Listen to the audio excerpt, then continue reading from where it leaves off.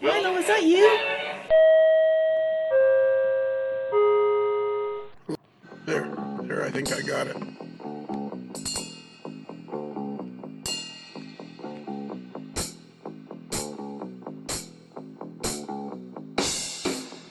All right. Let's see if you can tell. Let's see if you can tell if I've hit the button. I think you hit the button. Yeah, I hit the button about 10 seconds ago. Well, it's good to hear your voice, Lionel. Yeah. It's Uncle Dave. Hey, everybody. It's Uncle Dave. Hello, everybody. Yeah. Dave, I need your help. I can always help you, sir. What do you need? Well, I kind of screwed something up, and now I kind of need to explain it to people. Okay. This is an introduction to a podcast of a bunch of interviews, four interviews I did at Cocoa Beach. Cool. And back there on January the 8th. I'm assuming this is sometime in March now. And so anyways, that was back in January the 8th. And it was at Cocoa Beach. And I was only there for I got there around 3 p.m. on the Saturday. And because Mike Peterson from Iowa Scaled Engineering was going to buy me dinner. Very nice. And it was well worth my trouble to drive over, drive the 60 miles over to Cocoa Beach to get a free dinner out of Mike Peterson, the guy that owns Iowa Scaled Engineering. Oh, of course. Plus, you get to hang out with Mike Peterson. Yeah, he's a really nice guy. I really like Mike. He's a really good guy. Yeah, his products are awesome. I haven't met him yet, but I'm looking forward to it someday. Perhaps at a future event like Springfield or someday I've got to get to Cocoa Beach myself. So I'm glad you were there, and I'm glad you enjoyed it. Yeah, I've been there, I think, 1 or 2 other times. It's a pretty good event. I don't fully understand why it's so popular, other than I think it's become a go-to place where a bunch of guys who have been going kind of regular go every year now. I mean, it's a good event. I mean, it's basically what I would call a typical RPM meet. And for some reason, I know there's lots of typical RPM meets, but this is one that has some traction with the greater New Jersey crowd. There's always a handful of, 5, 6, 7 guys.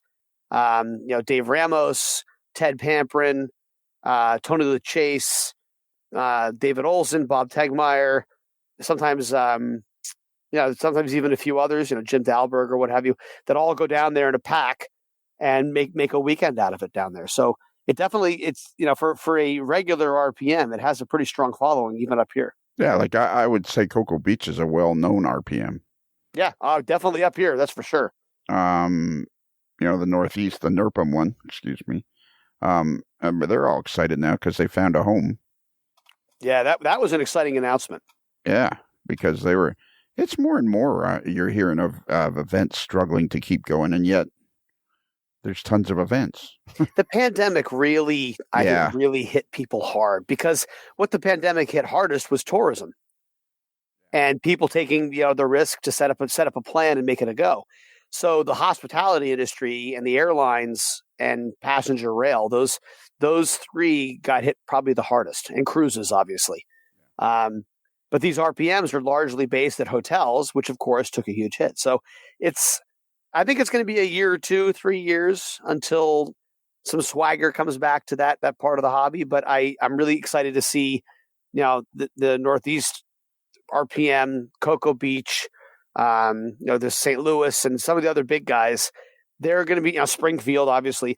These are, which is not an RPM, of course, but just in general, these bigger events that have the notoriety, I do believe are going to help anchor everything else to get started again. Yeah, I think once once the ship gets turned around again, I think it's going to be bigger and better than it ever was. I agree. I think there's a whole host of problems now trying to get things going again, and because not only is it the price of the hotels, but a lot of these events just lost their volunteers, which is a big deal. Yeah, because so much of this stuff is based on volunteerism.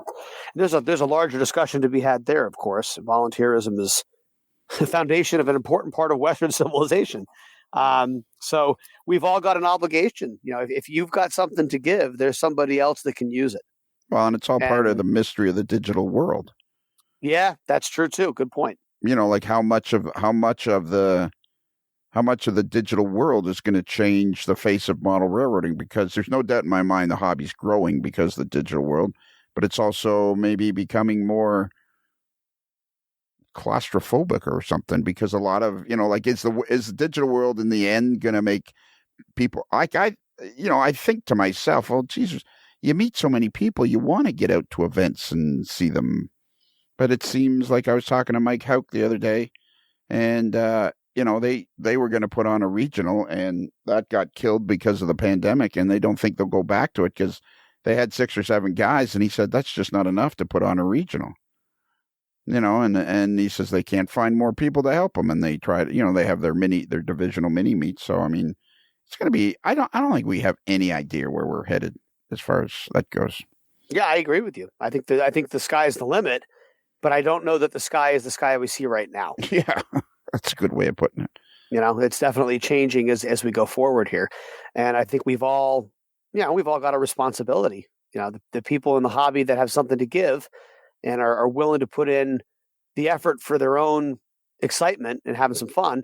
Well, there's other people that could really use a boost by those people volunteering a little bit, taking a risk, getting involved in things that are outside the sphere, so that we're not surrounding ourselves with just ourselves. We're opening that door to other people to learn and grow as well. Yeah, not everything can be done on YouTube. Right. Right, or Facebook Live, or any of this stuff. There is a huge piece. I mean, an operating session, yeah, you can do it remotely. We've had a lot of fun with that, but it's better in person.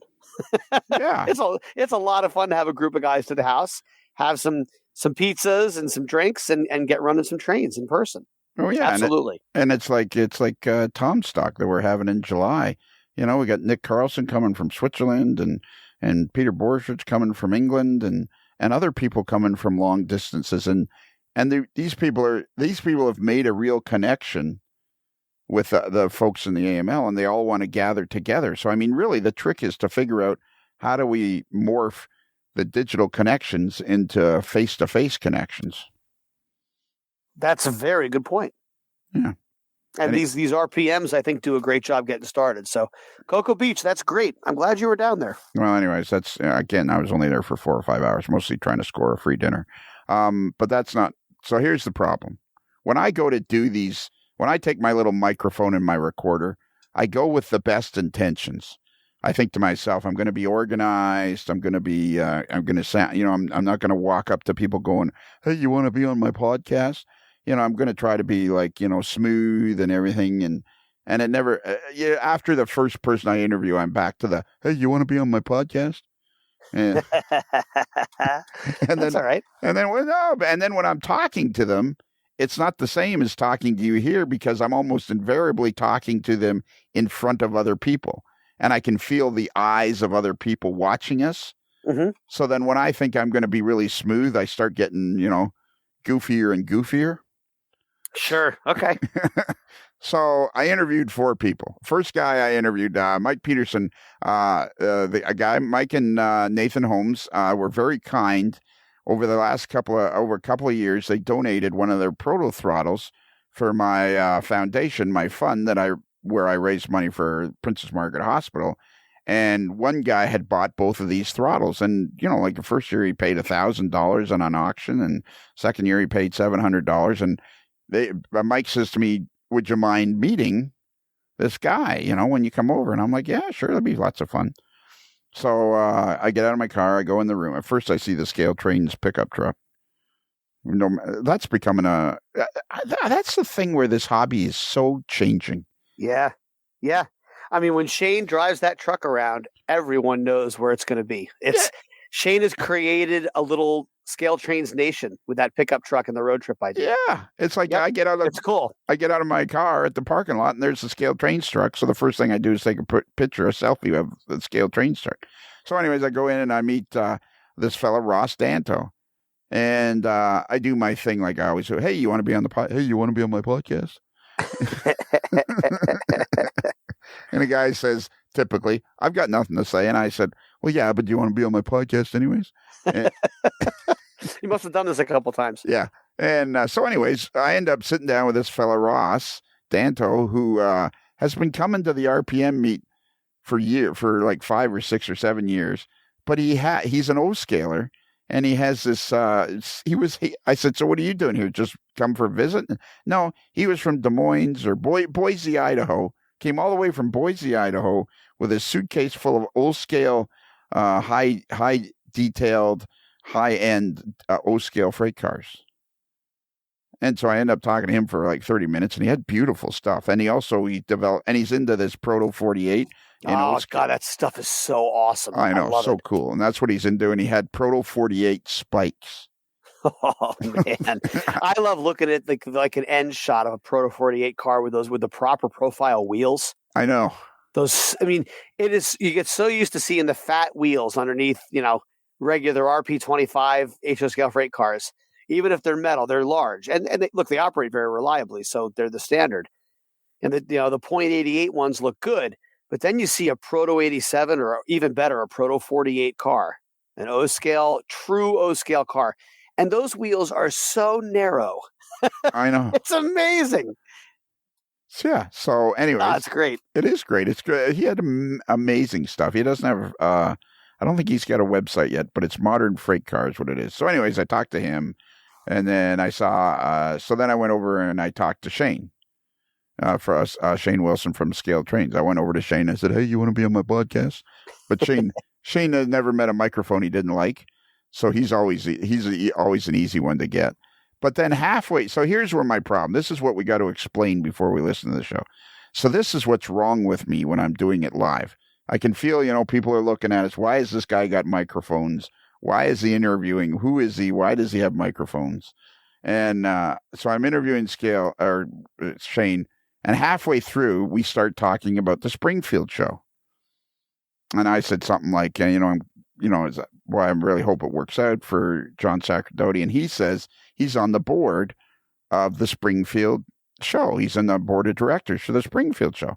So wow. I come up with this brilliant idea halfway through the interview that, hey, let's do like a 10-minute show that I will put out the Friday before Springfield. Okay, yeah, sure, we'll do it. And he plays along perfectly. And there's we end one segment and we start a new segment and blah, blah, blah. And, but I forgot all about it. Until I was going to say, I don't think I've seen what you're talking about. Okay. Exactly. Well, that'll explain it. Yeah. So then when I'm listening to it here for the edit to put the show, because I had all the files in the Cocoa Beach file, I'm listening to this thing, and halfway through, hey, we're going to start another segment and blah blah blah. So he plays along, and we do the whole thing, and I really don't want to take any of it out because it's all pretty interesting. But again, it's a perfect example of how incapable I am of doing live interviews. Well, you're doing something right. Yes, there's, of course, you have your occasional gaffe, and that's how life works. But all right, so what do we want to do to make it better? I don't think there's anything we can do to make it better other than just what we did do is explain it, because I didn't want to get rid of any of it because it's interesting. And I thought, well, we'll just do an intro and explain. Well, especially after the GP30 announcement up there. That was cool. I'm excited for that model. Yeah, exactly. That was a cool model. Yeah. So here we go. Good. So that's the other. So it's Ross Danto. Then there's Scale Trains. And then I talked to Mike Peterson. And halfway through Mike Peterson, I realized the batteries had run out. Oh, well, that doesn't help. I'm just like a total screw up, right? So then we're talking away. I got the recorder sitting on the table, and he's kind of showing me each thing. And I look down at the recorder, and I go, oh, stop talking. He says, why? I said, because the batteries died. So then I was able to sort of figure out where we were, and we started up again. So it's a little choppy in the middle. And then the other person I talked to was Dave Ramos. And I didn't. Oh, there you go. So there you go. Just like you were saying. So he was down there too. Good. And I didn't have to do nothing. Nope. Nope. Dave is a fascinating guy. And the railroad is very unique. I really enjoy operating on his railroad. So I talked to him and the fascinating part about him, I got these two really, really nice microphones where it's like really good sound. And when I was talking to him, it was just, by then it was like 8:30 at night when they were getting ready for the raffle. So everybody was filling up the main room. It's like a one room where they have the models for display and the vendors. And so everybody was filling up this room. So there was a ton of background noise, but you can still hear Dave as clear as a bell. You hear the background noise and you hear Dave talking, and it's very, very good. I really, really like it. Great. And, well, that's exciting. Yeah. So that's what this show is. It's It's Ross Danto, Scale Trains, which was a complete screw up. Mike Peterson, where the battery died, where I ran out of batteries, and I had to. Fortunately, I always carry extra batteries with me. But I'm usually much more on top of that, where I'm like, I change the batteries so that I don't run out. But that was, I don't know, there's something completely different about doing these interviews on the spot. I have yet to harness that energy. Well, I think that there's you touched on it. There's other things going on, and it's more spontaneous. Where when you look for this, look, when you're in the green room, everybody knows you're going to be in the green room. And there's an expectation of that. It's the focus. But when you're at an RPM, these are ad hoc interviews, and the RPM is the reason people are there. They're not there for the podcast, but they're doing a segment of the podcast at the RPM. So I think that the nature is totally different. They both have a place, but it's definitely different to do it ad hoc at a live event, as opposed to it's either studio music or it's a live concert. Right. They're two different animals. That's a good point. And you must have told some people about the podcast, because I've noticed, like this year, people aren't as surprised when I walk up to them and say, "Hey, you want to be on my podcast?" Good. Because I noticed that at Springfield too. Like, I went to Springfield with the intention I was hardly going to interview anybody, because I was just going to take it easy. And I ended up with 6 hours worth of interviews. Great. And everybody seemed like, maybe it's a simple case of, here comes Lionel. He's that guy with the microphone. Just play along. But I even sent Tom Jacobs out, and he did, the Queso Cowboy, the greatest name in all of AML land. He went out and he did 3 or 4 interviews and came back, and it seemed to all go. I think when you go out, you must tell people about the podcast, do you? I do. Okay, maybe that's sure. What it is. They don't seem as surprised anymore. Well, but yeah, I wasn't even there, so maybe the Queso Cowboys is spreading the rumor. Look, it spreads. It's a good thing. It's interesting. Yeah, meet all sorts of neat people, and I'm telling you that you've got a special spot with this long form interview. And now I think the long form interview makes a big difference. So I'm excited to hear the show. And you know what we're doing now? What? The long form introduction. Well, I am part of it, right? Well, 18 minutes we've been talking. I think that's about enough. Yeah. So can you take it? Do you know what to do to take us to the first segment? I think I'm ready. Okay, go for it. Subway chime, go. I won't lead. Okay, so you're never going to believe this right now. What's your name? Ross Dando. And how do you spell that? Dando. I see. I thought it was ROSS. See, I never get any of that stuff right. Oh, my goodness. Which direction are we going, forward or backward? Yeah, exactly. So, okay. So, actually, where are we right now? Can you tell everybody where we are right now? We're in Cocoa Beach, Florida at the 2022 RPM. And can you speak up a little? Because we're sitting apart. Okay. Well, because of COVID. And I don't talk very loud. You're not a loud talker. I'm a quiet talker. Well, you're not really quiet. There's a lot of noise in here, which nobody will really be able to hear much of with these cool microphones. You'll be amazed. When you hear this, it will blow your socks off. I feel like a rock star right now. Yeah, I wouldn't get that excited. Okay. I don't see any women around here. I've met Rod Stewart, and you're nothing like Rod Stewart. I'll keep my shirt on. Yeah. Please. I'm begging you. So where are you from? Currently living in Boise, Idaho. Oh, are you really? Yeah. Been there for about 30 years. So how'd you get all the way? So we're in Cocoa Beach, Florida at the RPM meet in 2022, and you're from Boise, Idaho. How did you get here? Did you fly? Did you drive? We flew on Wednesday morning, and our our trip went off without a hitch, and here we are. And when you say we, my wife and I. Okay, and is she enjoying herself? Yeah, she's enjoying not being here with me. She's out on the beach. Which clinic is she on? She's out on the beach enjoying the nice weather and the sun. That's the reason why she came. She did not come for model trains. Okay. So I came here to have dinner with Michael Peterson, the owner of Iowa Scaled Engineering. Yep, I met him. Which apparently isn't in Iowa.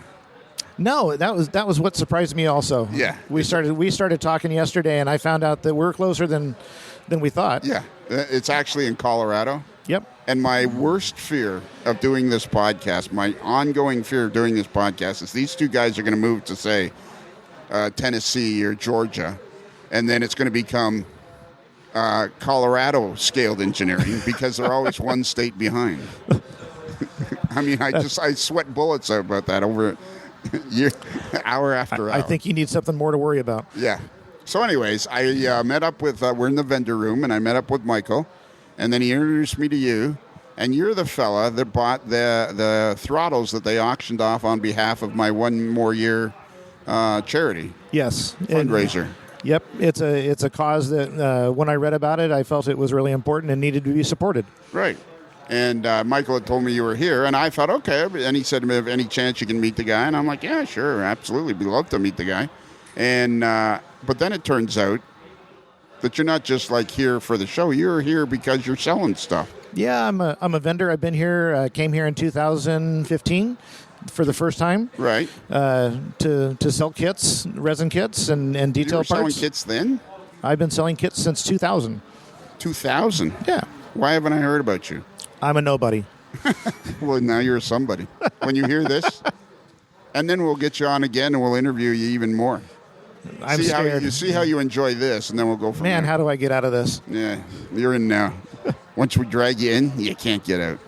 So we're sitting at your table, and you got some really cool O-scale stuff. What's your company called? So I have two companies. The O-scale line is Modern Era O-scale. Okay. It's a company that I acquired a year ago from Bill Yancey, who started it. He built the masters for many of the kits, and we're reintroducing the kits as one-piece bodies, right? Whereas before they were sold as flat kits that the modeler had to assemble. So the actual box, I'm looking at one. It's a rail box car, and so it's very similar to any kit. So the body is one piece. Yep. So the main box of the body is a one-piece resin casting. The doors are separate, tack boards are separate, and then the modeler applies the grab irons and ladders and brake hardware. So what was it that made you think about taking the flat kit and making it into a solid? That must have been taking a lot of work to figure that out. Actually, you find people that are smarter than you, and they do it very well. Yeah. So I use John Cagle of Southern Car and Foundry. He does all of my casting.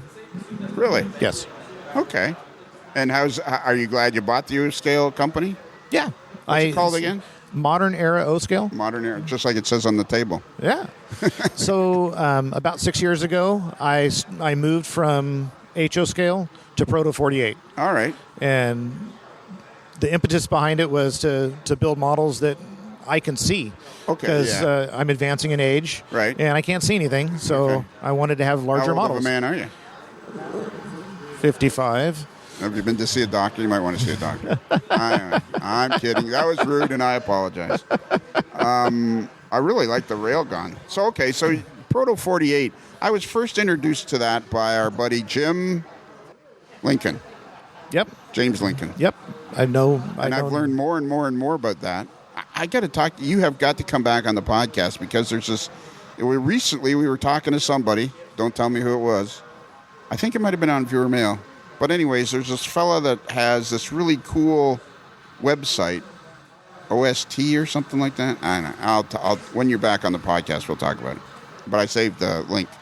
And all about Proto 48 and stuff like that. And this is a pretty cool thing because you guys are like doing it right to as close to prototype as you possibly can. So when I came here in 2015, I brought 4, I'll call them Proto 87 boxcars that I had built. We took one of the shake and take projects that the that the RPM here does. Right. And I built 4 different versions of the same car. Okay. And I spent a year doing that project. And it was exchanging emails and getting to know a lot of the people from the RPM. And those interactions actually were one of the reasons why that I came here initially. All right. And I got to meet a lot of my childhood heroes. They're all really old, gray people like me. And I had a fun time. I really did. Yeah. And so we've been back every year since.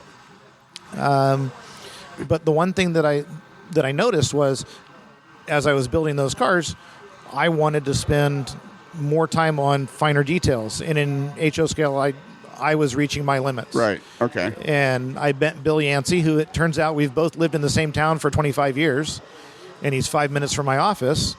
I met him at an NMRA meet, and we started talking about Proto 48. Okay. What was that name again? Bill Yancey. Bill Yancey. Okay. I should know that name, shouldn't I? He's a very, very good scratch building modeler. This hobby is like massive. This hobby is way bigger than anybody could imagine. You find somebody new every day. Yeah. So started modeling in Proto 48, and it grew like wildfire. Right. And what do you feel like? Do you have a fairly good well of customers? Is there? I mean, I know O scale is not. I know O scale is. I know it's HO is the number one scale, then N scale, then I guess O scale's after that. So fine scale, O scale, and Proto 48, I'll put in the same bucket. Right. And there's I'll say a limited number of people, but there's enough people out there doing it that the products are needed. Yeah. In the last several years, you've seen a lot of really good track components, frogs for switches, switch stands, rail joiners, all these different pieces that haven't been available in the past. Yeah. Or haven't been available in higher quality. Yes. Those pieces are coming available. And a lot of it happens because somebody wants something, and so they do it for themselves. And that's where I enter the hobby. Right. In the business side of things. A lot of things that I do, I wouldn't do to sell. I do them because I want them for my modeling. Right. And in order to offset the cost, I make them available to other people. That's very similar to the podcast. I don't do this to interview people. It's just to hear the sound of my own voice. So I'll you got a really cool display here, and I mean it's. I'll do a shameless plug. Yeah, do a shameless plug. That's the whole point. So this event is the debut of a Proto 48 spike, and you're like, what the hell does that mean? Yeah, what the hell is that exactly? Okay. So it's a photo etched. It's a dual process photo etch spike to be used for spiking rail. Okay. And does it actually stand up? It actually stands up. And when inserted with the other components, it looks more prototype than the spikes that are available on the market today. All right, I'm going to put on my seeing glasses. I hate these. And this is new to me because my my right eye got all screwed up. So then, wow, this is cool. So this is components from not only my company, and these are offered through my other company, Twin Star Cars, but the sample you're looking at has components from Right Away products. So Jay Criswell is the owner of Right Away. And what part of the track is his component? So he does the tie plates and the joint bars and the rail. Okay. And the spikes. Right. He hand cuts all the spikes or all the ties. Right. Okay. And then you've added the spikes. Yep. Wow.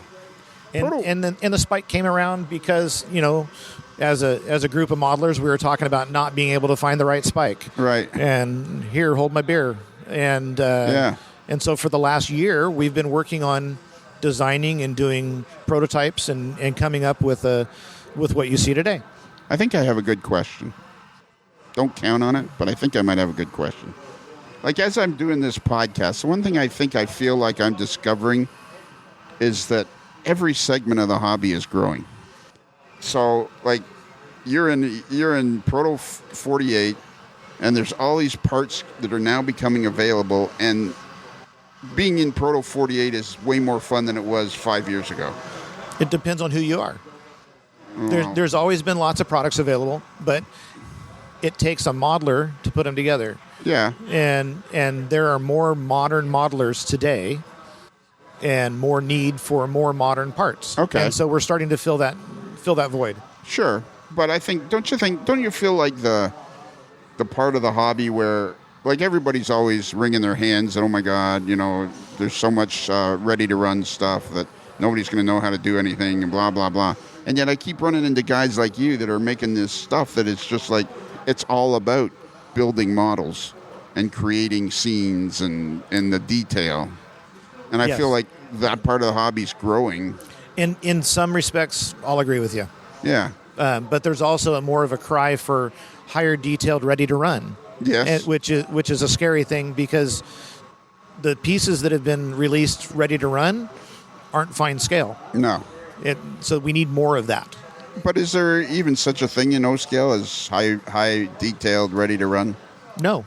No. The closest, there's a couple cars that Atlas has produced. Glacier Park Models released a couple really nice kits for gondolas. Right. And there's a lot of kits out there that you can build into a fine scale model. Okay. What was the company years ago? Was it Intermountain that made O-scale kits that had 1,000 parts to them? There are some Intermountain kits, yes. Now that you mention it, that are very nice models. Right, but they had like 1 million parts to them or something. That's called modeling. Okay. Well, that leads to my next question. Like, your kits, do they have 1 million parts, or is it pretty straightforward? It's pretty straightforward. So the goal right now is to get the pieces that aren't available and put those together. So having an accurate car body and underframe, that isn't available. So the masters were built, the castings are made. Right. But you can buy the brake wheels, the stirrup steps, and all the other fine components to go with it to build a nice model. Right. So the couplers and the trucks are from Protocraft. Okay. Amazing brass models. I don't think I've ever heard of them. Protocraft. Yep, Protocraft. Norm Buckhart, he imports very, very nice brass. I should never have started this podcast, because every time I talk to somebody, I'm learning Protocraft. Never heard of Protocraft. And it's like this endless stream of information and stuff. I think this hobby is way bigger than anybody realizes. And I get sick and tired of listening to myself say that. But holy mackerel. This is so cool, what you're doing. Like, can I put my big fat mitts on this guy? There you go. So is this a completed kit? That is a completed kit I bought as a pilot model, yes. So everything that's on this car, this box car, this rail box, 50-foot car, I'm assuming? It's a 50-foot car, yes. Yeah. What era would this be? Cars were built in 75. Okay. Still in use today on Canadian National, Canadian Pacific. So everything that I see on this car is in the kit? Except for the trucks and the couplers? Except for the trucks and the couplers. Everything else? Yep. Wow. This is a beautiful kit. Now, what does this kit sell for? $185. Okay. Well, it seems reasonable. It's amazing. You seem like you were a little. Your voice went down a little bit when you said the price. Well, it's hard to go and talk about what things cost. Yeah. Today, when you have a modeler that walks up to the table here and they look at it and is that an Atlas box car? Right. The answer is no. It's no. It's a Fidelity prototype model. Right. And research has gone in to make sure that the model's built properly and you can finish it out to match a specific prototype. But you know what I think the hobby that people don't realize when they start talking price, it's like the best thing I can equate it to is like golf. You can buy a sandwich for $185, right? And that's one of 14 clubs. Most really nice golf courses cost well over $100 to play. So the fact that this particular kit costs $185 to me is really what it's about is whoever wants it, they'll be willing to pay the money for it. Yeah, if it's a fair price for the product. So the reason why my voice goes down is when you look at what it costs and the activities involved in producing a kit. This is resin castings. This is injection molded parts and formed wire. Right. Doesn't seem that hard, but when you look at the mold weighs 11 pounds. Yeah. The silicone costs $25 a pound. Yeah. That adds money. up. It takes the mold. The person that made the mold took 4.5 hours to make the mold box, to make the mold, right. Cure the mold, and then and do all the other things to make it so it can produce a part. When you add all of that capital expense up, you have to amortize it over a certain number of kits. Oh, sure. The mold only lasts for 40 cars. So when you do the math, you have to come up with a number that covers your costs and makes you want to do this again. But I don't think you should be... we got to get out of this thing where manufacturers have to apologize for the price. Because so long as you're not gouging people and it's a fair price, I don't think you should feel like you have to apologize or explain yourself for what all the process, like you just said. Because the process is the process, just like building a car or whatever. I mean, I don't think... that is a beautiful kit. I've been thinking about O-Scale for a while now. Are you going to do any transition era stuff? So the first kit that I actually produced was under the Twin Star Cars name. And it was a 53-foot flat car that was a stretched Rock Island car. Right. That started out originally as a 46-foot car, and it was stretched to 53. Okay. So that's a transition era car. Right. We're currently working on the masters for a Rock Island USRA rebuild. Okay. And fingers crossed we'll have something to show in April at the March Chicago O-Scale meet. It's called the March meet, but apparently we can't get until April, and they don't want to rename it because it's been named the March meet for And I think forever. I'm going to be talking to a guy named Scott Kramer that somehow the Chicagoland RPM is going to end up at the Indy convention with 3 different regions or something. Don't quote me on that, but that's somewhere along the line I've talked to him about that. Well, that would be... We need more O-Scale meets. This year was the last year for the Indy meet, unless somebody goes and picks it up. Oh, really? Do you think this will be the last year for it? Well, they announced it was the last year. Really? And because having trouble working with hotels and finding a venue that's big enough at a reasonable enough price. And they need a venue that's big enough because O-Scale's so big. That's one of the reasons, yes. But so many people come to visit. Yeah. Are the tables bigger at an O-Scale display? Nope, same size tables. They're just overflowing. Hang on here a minute before we go on. See, you were all worried about me sitting here talking to you with a microphone, and we've talked for 20 minutes. We have now taken 20 minutes out of somebody's life. I'm really sorry. I feel like there's you know what, you and I are going to be, I'm going to be interviewing you, and we're going to do a proper interview because it seems like, now what about a website? Website will be coming up in February. Okay. So how do they find out about Modern Era O-Scale? So right now, Modern Era O-Scale and Twin Star Cars are on Facebook under Twin Star Cars. Okay. So you go to Facebook, look on Twin Star Cars, and boom, it's right there. So it's there. And then as soon as the website goes live, I'll announce it on Facebook. It'll also be an O-Scale resource, which is an O-Scale, two-reel O-Scale magazine. Have you ever heard of a guy named Serge LaBelle? One of the best modelers I've seen. The guy's a genius. Unbelievable, isn't it? Yep. He does amazing work. He's all the way out there in, don't tell me, Serge. I forget now, but it's a long ways out there. It's way past Quebec. It's Septiel. I don't know anything about Canada, so it's up there. I don't know anything about Florida, so we're even. It's a long ways out there, and he is building the most magnificent O-Scale layout I think I've ever seen in my life. The pictures are amazing. They really are. Yep. They really are. You should, long before you're gone, you should make a point of going and visiting them. I'm going to start telling everybody that. Does he buy lunch? When I'm there, he will. Okay. It's all in the technique. Okay. When the bill comes, just look uncomfortable for a minute, and then go, and then look. Then you have to look confident.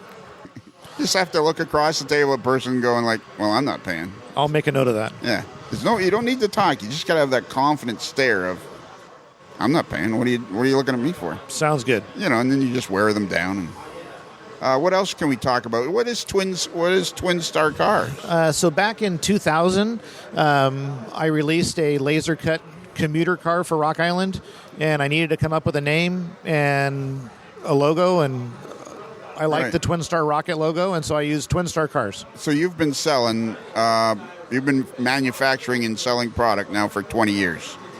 Apparently, yes. Wow.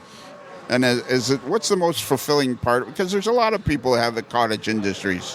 What's the most fulfilling part about it, do you think? What keeps you going? So this isn't a cottage industry. I don't do this to make money. Right. I do this because I want something. All right. And what I do is I build enough to offset the cost and let other people enjoy things that I built. Okay. And if they want to buy it, great. If they don't, it's okay. I'm going to do it for me anyways. Right.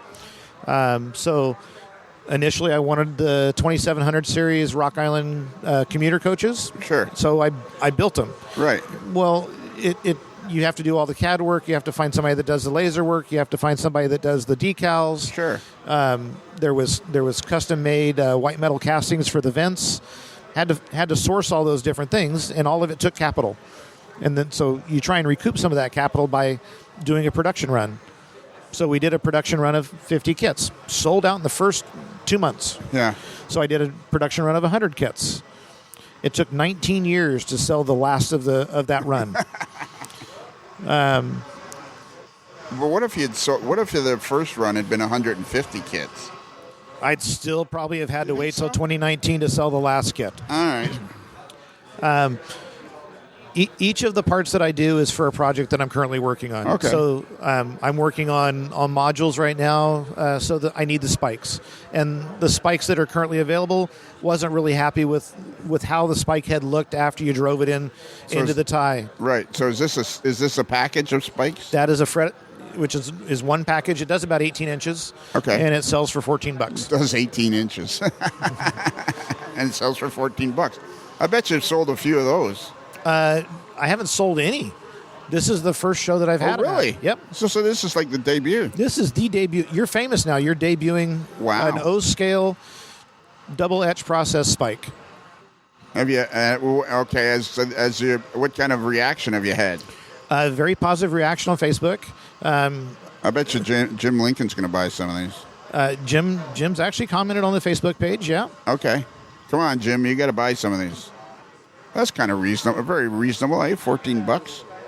It all depends. But it's $14. Yep. And you get something that, if you're a prototype modeler, is really important to you. How much does a gondola cost? The gondola is $140. Okay. How many of these kits? How many of this boxcar have you sold? None. Okay, because this is also this is the first run of the one piece body. Okay. John Cagle's located here in Sanford, Florida. He brought test castings. 2 weeks ago, he sent me 2 sets of castings for the boxcar and 2 sets of castings for the gondola, and I built those in the last 2 weeks and brought them. And how did you send them? Did you send your stuff ahead, or did you just put it on the packet very carefully in a suitcase, or what'd you do? I packed each car in the box that the kits will be shipped in, and I carried them on the airplane. All right. So how many of these are this rail box car are you going to make? So this run will be 40 kits. Okay.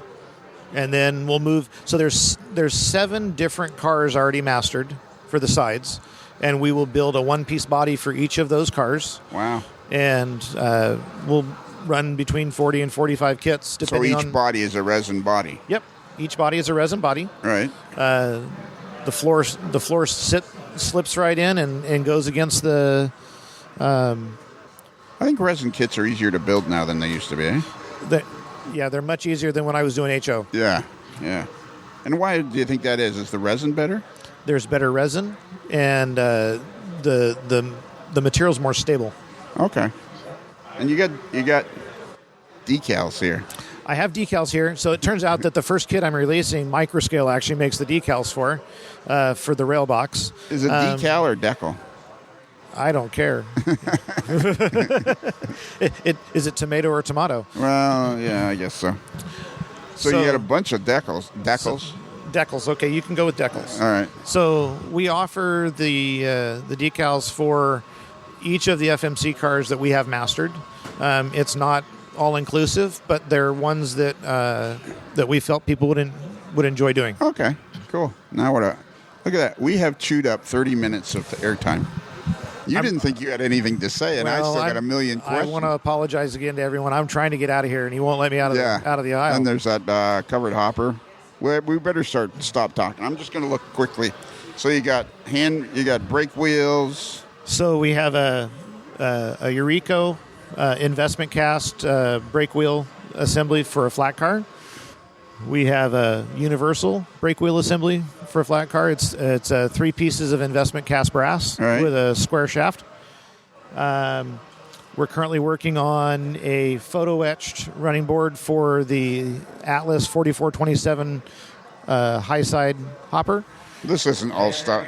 Is this all stuff you want? This is all stuff I want. Or they're closing the ballroom in 15 minutes. Another item that I'm currently working on is a spark arrestor for Rock Island Jeep and F units, and it's an etching that you fold up and solder together. And the crazy part is you model the Florida East Coast Railway. No, I model Rock Island. All right, well, we better close this up. So I got my last question, and sometimes I ask direct questions. You seem like a pretty hip guy to me. You've been doing this for 20 years. Why is it only now you're going to have a website? I had a website previously.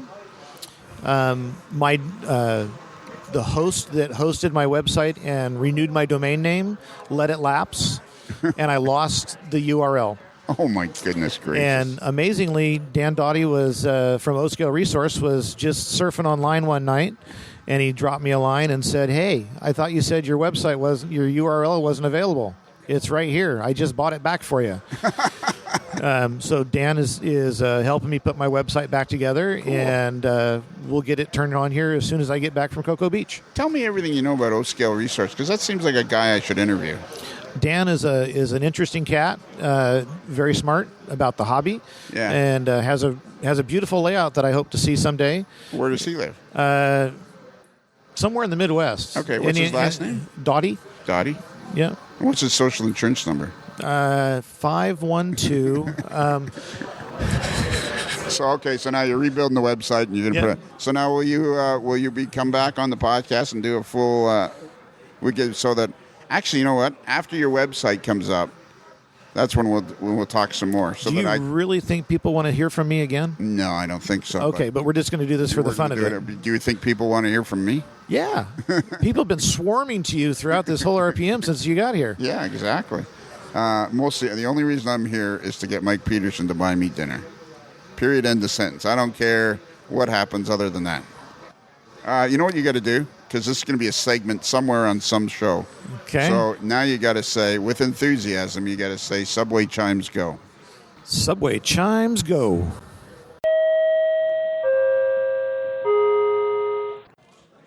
Okay, now it's another segment at the Cocoa Beach RPM meet. And I'm sitting here with none other than Henry Freeman. I have less eyebrows than Henry.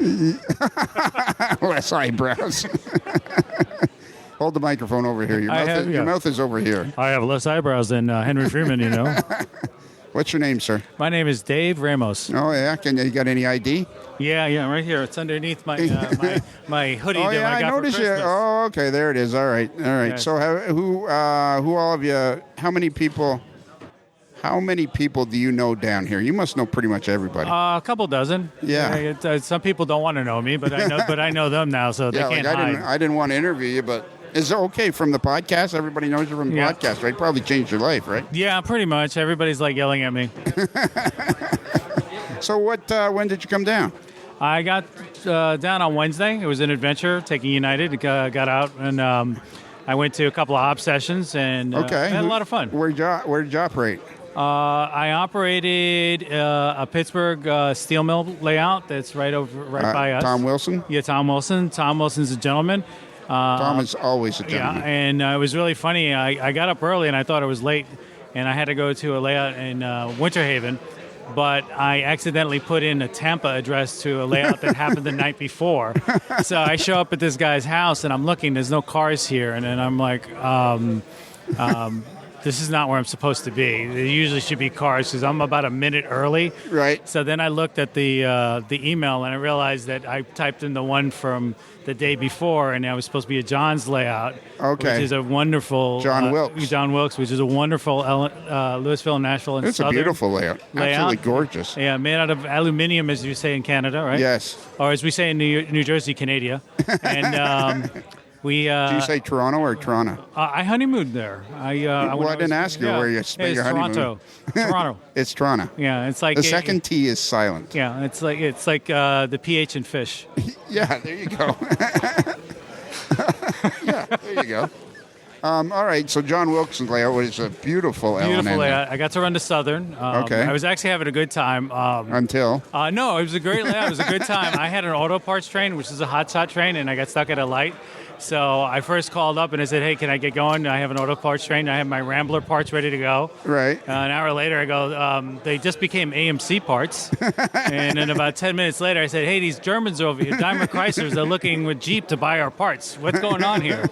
And it turned out to be Ford parts. So I said, we got Pinto parts. It's what year is that layout set in? I want to say the 70s. I think everybody should try to find it on. I don't know where you can find that on the internet. I'm not sure. I mean, it is a fantastic, and he's a wonderful host, considering I was 40 minutes late. He has spectacular snacks. Yes, he does. His layout is where I coined the phrase, it's all about the snacks. Yes. Yeah, my lad is all about the booze. His lad is all about the snacks. Yes. Yeah. So then after that was on Wednesday and Thursday? That was on Thursday. I was actually Thursday. Wednesday was my adventure getting down here and getting a rental car. Did you have a problem getting down? No, it was very cold when I left New Jersey. Well, not Canada cold. I'm talking New Jersey cold. It was in the 20s. It's the same parallel. No, it's cold. Yes, it is. But now you sound like an American. It's the same. You're probably, you know what?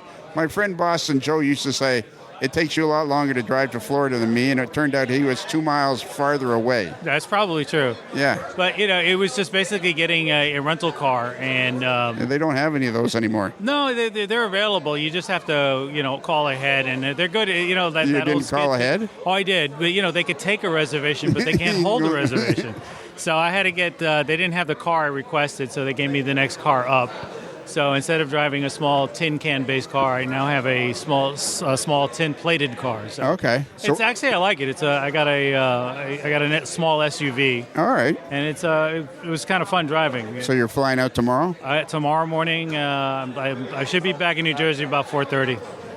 You're flying out tomorrow morning? Tomorrow morning, yep. And you're going to be in New Jersey at 4:30? Yes. What do they take? It's via Dallas or something? No, it's a direct flight. It's literally, it leaves at 11. It's supposed to arrive.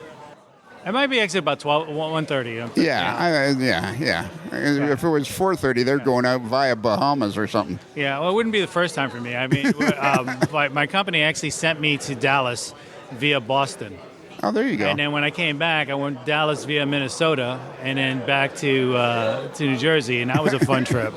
So how's your layout doing these days? What's news on your layout? When you're here at the meet, right, and guys say, "What's new with your layout?" What are you telling them? I just stripped out all the Blue Point switch machines that I had in there, and I just replaced them with tortoises. Okay. I learned how to wire them up. I was always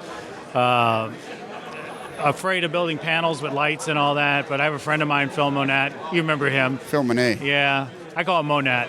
Well, he says Monat, but I'm going to start a campaign where we change that. Yeah. Because I interviewed a guy named Paul Cassar, who from Australia, and it's Cassar, and he pronounces it Cassar, and it sounds so much more European and upscale. Mm-hmm. And Phil Monat sounds so not. Right. Well, he's from St. Louis, so I understand, but if we change that to Monet, it's such a. It's all right, I'll go for that. Yeah. Phil Monet. Phil Monet.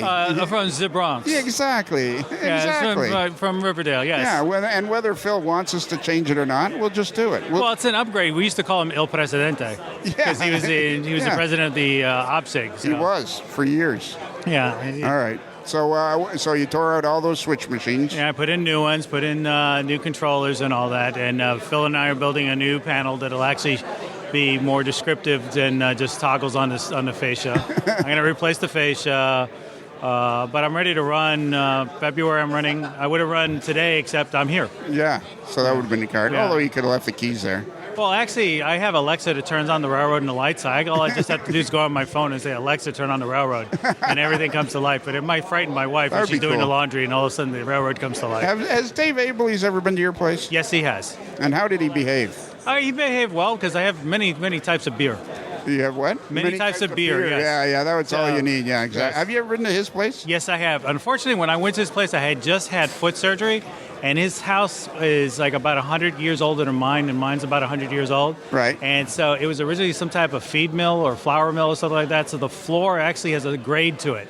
So when you're in a cast and you're standing on a floor that has a grade to it, you're like terrified you're going to fall over. Right. And when you're my height, and back then when you were my size and you fall over, I've fallen and I can't come up is a reality. So, So what kind of, is it a 2% grade, a 3%? I would say it's about 1.5. It's not noticeable if you have 2 feet that work. Okay. But if you have one in a cast, all of a sudden it changes the way your knees have to be to keep you from falling over. And so it's noticeable then. So is it would you say Dave Abley's layout is like a helper district? No, it's actually pretty flat. It's basically the center of the room is a giant circle layout.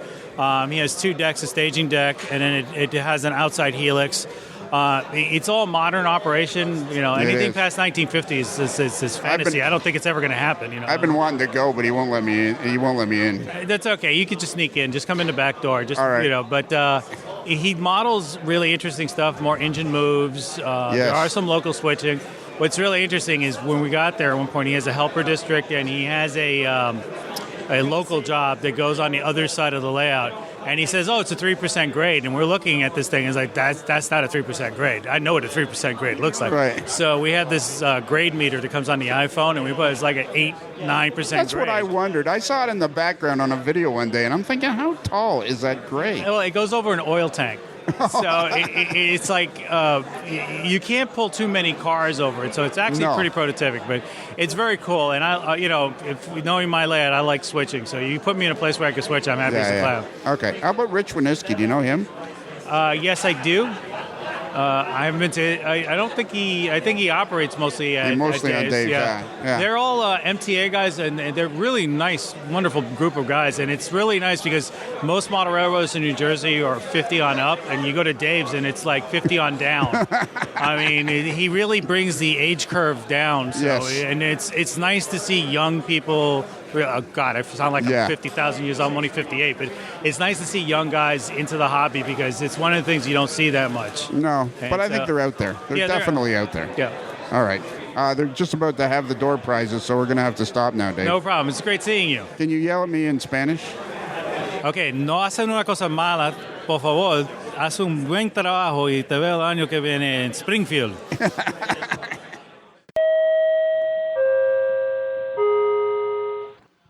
Yeah, there's a script. Yeah. Okay.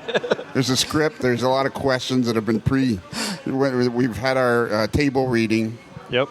We're on now, Mike. So I think we actually have 2 Mike Petersons in the AML Nation. I think there are. Yeah. But I don't know if he's SON. You're SEN. I'm SEN, yes. And what's the heritage of SEN? Danish. Oh, okay. Hold the microphone up here.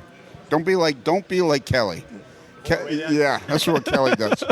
Kelly be talking. You ask Kelly a question, and he goes, "Well, at the Medford Railway Park, I'm in charge of that." Hold it up. Hold the microphone up. All right. So we went out to dinner. I won a free meal. You did. It was a great meal. It took them an hour and a half to give us our burgers. Yes, it did. Several restaurants. We got booted out of several restaurants. But while we were sitting there having a discussion, we were with Don Iris and his buddy Vin. And while we were sitting there, a great question came to my mind. What was it? Do you remember? I have no idea because you wouldn't tell me. You were talking about some other thing you were building, and Don was asking, the squealing wheel. Oh, yeah, the flange squeal. Yeah. I used to own a restaurant called that. The squealing wheel. Nice. It was a barbecue place. Little place. Served the draft beer,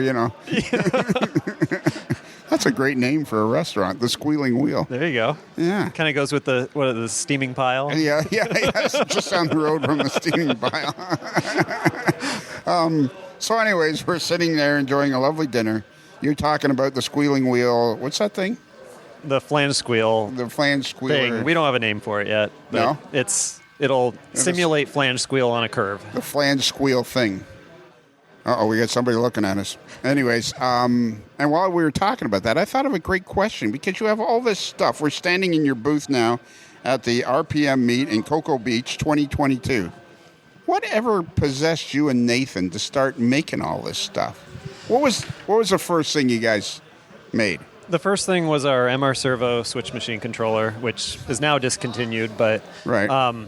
It was an idea that Nathan had. He had built some for a layout he was working on up in Denver, and I was between jobs and had some time, and we started talking about it. Well, let's see if we can turn this into a business. Right. And started with that, and then grew it from there. And you guys and did it turn into a business? Yeah, I would call it a business. So you got, how many products do you have now? Oh, I know what I was, before we go on, did you put that magazine index on your main website, a link to it? No. I say It's kind of hard to sheepishly. find. I know. Yeah, how long would that take?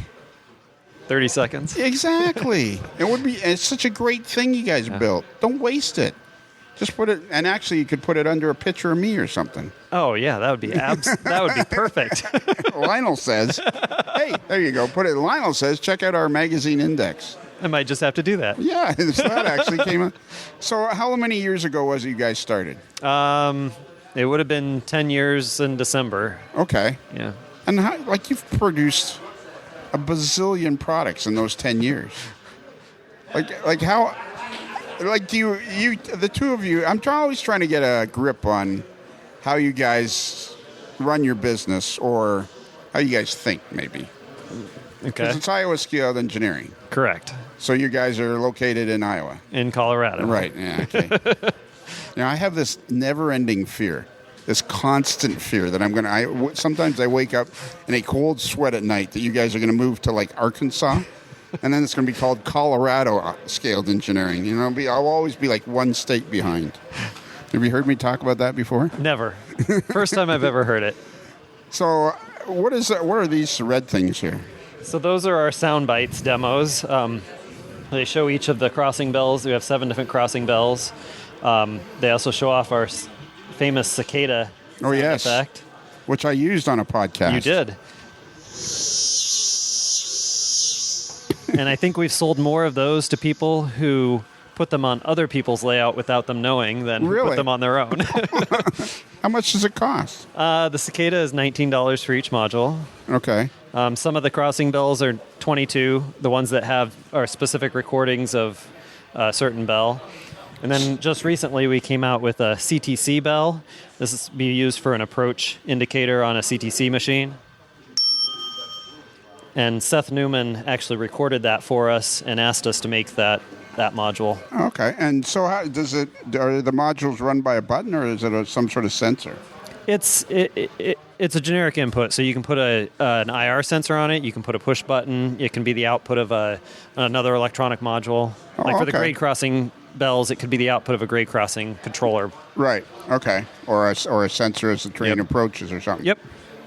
How do you come up with this stuff? I always feel like I have 1,000 questions for you. Well, some of it's what we want. Right. Some of it's people like Scott Thornton coming up and saying, hey, build a proto throttle for me. Right. A lot of it, though, is shows like this, people coming up and saying, I have this particular problem or this application. How do I do it? And then that oftentimes leads to new product ideas or modifications of existing products. And so you don't come necessarily to these shows to sell product. You come here to display your product more than anything. It's both. We like to pay for the show at least, in the sales, but a lot of it's getting ideas for new things and ways to make existing products better or use them in different ways. Yeah, because you flew here, so how would you get enough product in your suitcase to sell? It's careful packing. Yeah, no kidding. So has it been a good show? Yeah, it's been a good show. And last show you were at was RPM. Yep, the St. Louis RPM. What is? Oh, this is it. That's the pamphlet for the magazine index. But you can't find it. Oh, there it is. See, you got to put that link right on your. That's the one thing. Who was I talking to? Oh yeah, don't feel bad because I was listening to a podcast which has now since been released, where I was yelling at Shane Wilson of Scale Trains. Him right over there? Yeah, I'm going to go back and yell at him later. Okay. But he had, it was about his road trip. Yeah. And it was, we were doing the interview the second interview for his road trip. And he says, this picture and that picture. So I went to look at it. He says, well, no, you got to type in such and such. I said, why isn't there a link on your website? All I want to do is push a link. So that's what you got to do with the magazine index. That's got to be your number one priority. Okay. So last time we talked, I think we were talking with Tony, weren't we? Yes. And after we were done, you did my favorite thing of all with podcasts. You go, oh, we didn't talk about such and such. And I always think, no, we didn't. Yeah, we spent 2 hours having fun talking about all the other stuff. So, do you remember what it was that we didn't talk about? It was probably the Motorman. I don't think we talked about that. The Motorman? The Motorman, yep. What's that? So it's this controller unit here. I know everyone can see that, right? Yeah.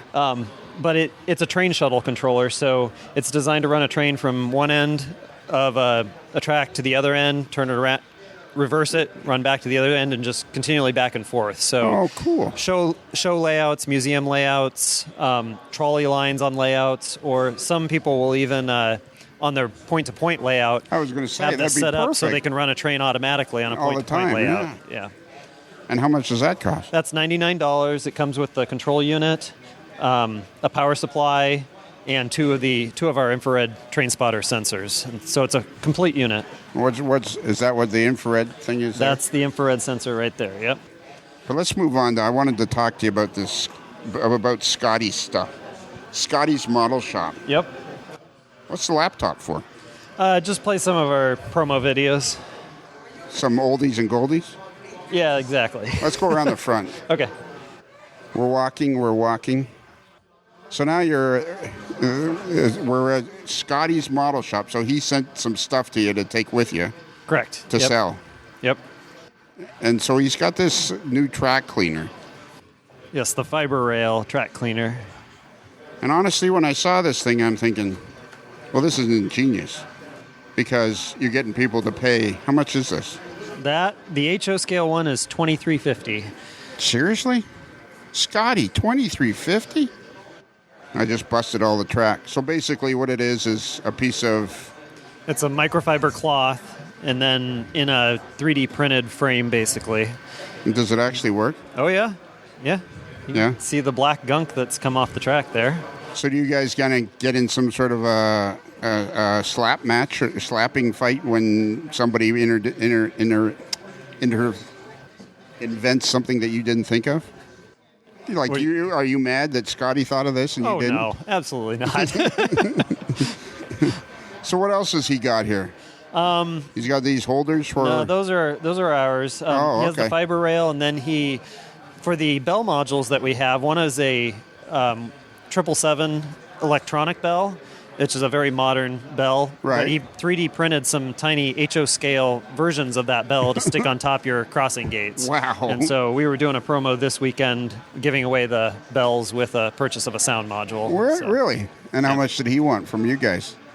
You can tell me. I don't even know. I don't think we've even worked that out. So. Yeah, be careful. For God's sakes, be careful, will you? When you're dealing with Scott, be careful. Should we put you in the negotiations on that? I would, yeah. Okay.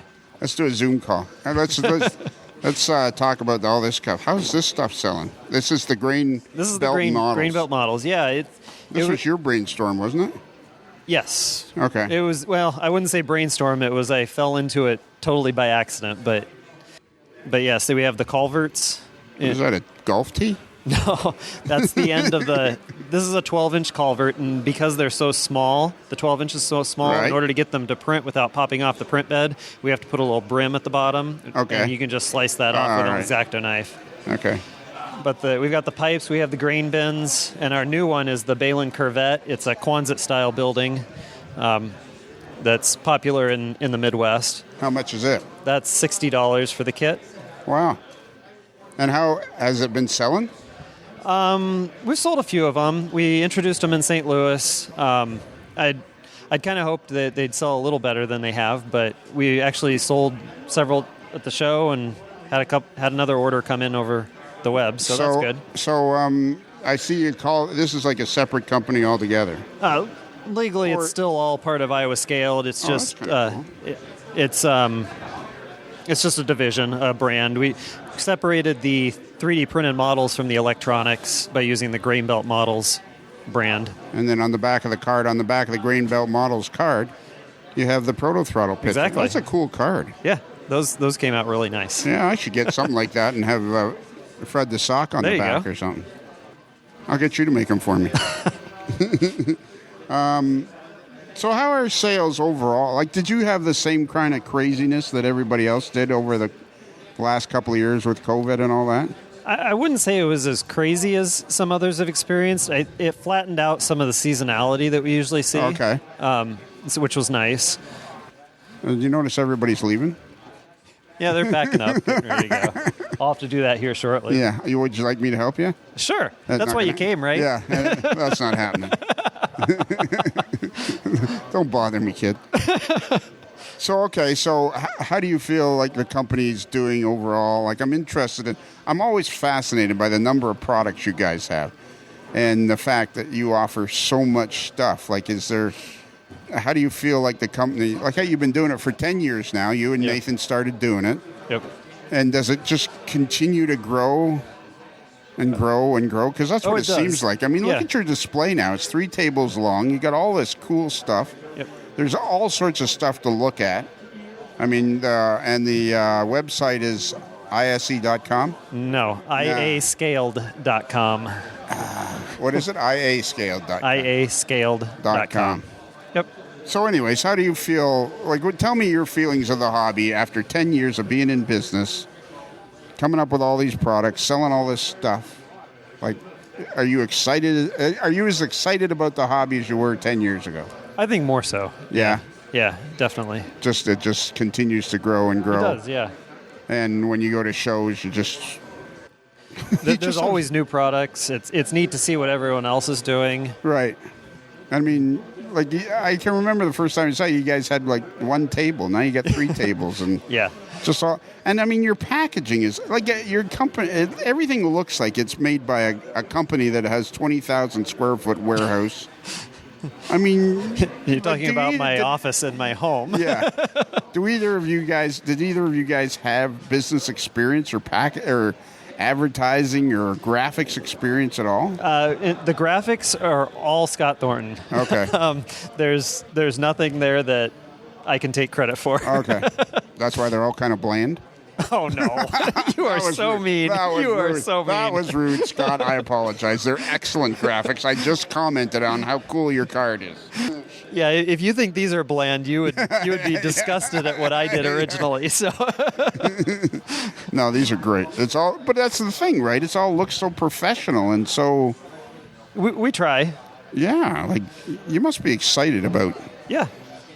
All right. I guess we'll stop talking. You're not as excited as I am. It's been 2 days on my feet. Yeah, that's true. That's true. Yeah, you're kind of...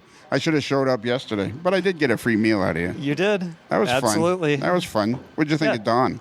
He's a great guy. He's the average Don. His new nickname. Yeah. He's in organized crime, but he was never that good at it, so he's just an average Don. Semi-organized crime. Yeah, semi-organized. He runs some illegal laundromats up in Jersey. It's actually kind of embarrassing, but everybody lets him play along. All right, that's it. We've talked enough. We've talked about grain belt models. We've talked about your sound things. Yep. We've talked about we got cut off somewhere because the batteries ran out. We talked about this is cool. The Motorman? The Motorman I might like. So it goes on the front of the layout like this. Yeah, so it comes with a faceplate that has room for the screen and the 4 buttons, and then there's an optional faceplate you can add that has a switch to switch between the Motorman controlling the track or your main DCC system controlling the track. So it comes with two faceplates? Well, the faceplate with the switch is an optional add-on. Oh, okay. How much extra is that? You'd ask me that, and I can't think. I think it's $25. All right. Don't quote me, though. Do you have trouble coming up with your prices? I know a lot of people.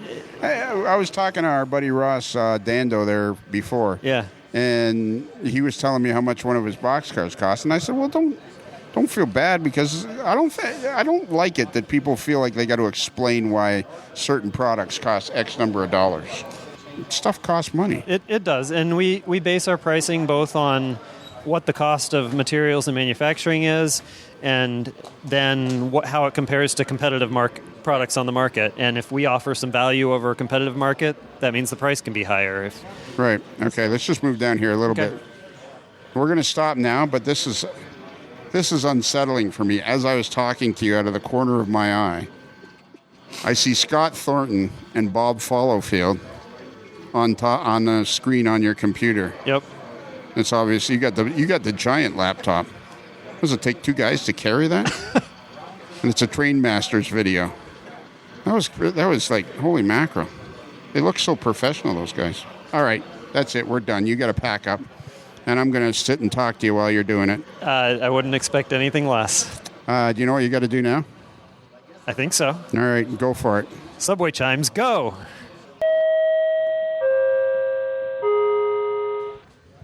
I'm still at the Cocoa Beach RPM. I wasn't your first choice, Lionel. You were my first choice, but you're so busy. Well, that's true. It's been a good show. The first thing I did is I drove in the parking lot and I saw your truck. I know. It's like a big red fire truck. I know. I'm talking to Shane Wilson of Scale Trains. And you know what I was listening to last night in my office? It must have been the podcast we did recently. I was listening to you tell me all about your road trip. It's coming out on Monday. Oh, awesome. I've been looking forward to that. It's really good. I listened to it. You were great. Well, thank you. It's the other guy on the other end that directs the conversation that makes it happen, right? Exactly. So why is the truck here? Did you bring the whole unit down to Florida? No. We just brought the truck. This show, they asked us to stay here at the hotel as part of being the prototype rails. So we drove the truck down, but we are coming back, right? I know. Next month we'll be in Florida for about, I think, 7 or 8 dates, and in February, mid-February to the middle of March. Okay. And those dates are actually going up on our website this week, so folks will be able to see that. And I'm actually working on the Pacific Northwest trip this summer. It looks like we're going to be gone like 8 to 10 weeks from cool. Early July, late June to probably Labor Day-ish. Yeah, so that'd be like a long time. Yeah, it's a long time. And, I was listening to that podcast. It was really cool listening to all the excitement, all the things that you did, It's such a cool idea. Oh, it's so much fun. And, what's really been cool is, this is our first show since we kicked off the road trip. Right. And there's a lot of people here asking how it's going, asking about, Bear, and asking about my wife and what we're learning and what we're seeing. And it's pretty cool to know that folks have an interest in what's going on. I was telling Mike Peterson, I was yelling at Mike Peterson from Iowa Scaled Engineering. Yep. Because they got this really cool railroad magazine index. Mm-hmm. And they don't have a link to it on their main website. Yep.